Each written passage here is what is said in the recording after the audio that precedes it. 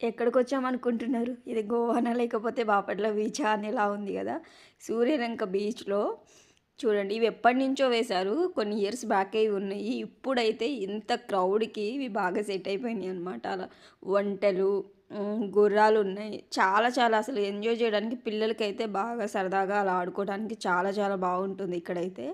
చాలా డెవలప్ అయింది. ప్రీవియస్‌గా అంతా బాపట్ల బీచ్‌కి వెళ్ళే దారిలో అంతా జీడి మామిడి తోటలు అలా ఉండేవి. ఇప్పుడు అన్నీ కూడా రిసార్ట్స్ చాలా వరకు రిసార్ట్స్ కట్టేశారు. చూసారు కదా!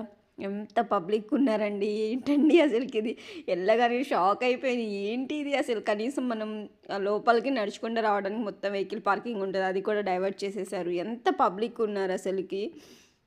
ఇంతమందిని చూసి షాక్ అయిపోయా అసలుకి నేనైతే. ఏంటి ఇది అసలుకి బాపట్ల బీచ్‌కేనా ఏంటి ఇంతమంది వచ్చారు? క్రౌడ్ ఉంటుంది. రిమైనింగ్ బీచెస్‌తో కంపేర్ చేస్తే సూర్యలంక బీచ్‌లో కొంచెం క్రౌడ్ ఉంటుంది. ఎందుకంటే నీట్‌గా ఉంటుంది. వే బావుంటుంది కాబట్టి ఎక్కువొస్తారు. కానీ అంతకు మించి అన్‌ఎక్స్‌పెక్టెడ్ అనమాట ఇదైతే. చూసారు గదా! ఎంత పబ్లిక్ ఉన్నారో. మనం ఎటువైపు, ఇటువైపు చూస్తుంటే ఇంకా కనుచూపు మేర వరకు అంతే ఉన్నారు జనాలు. అసలు ఫుల్లున్నారు.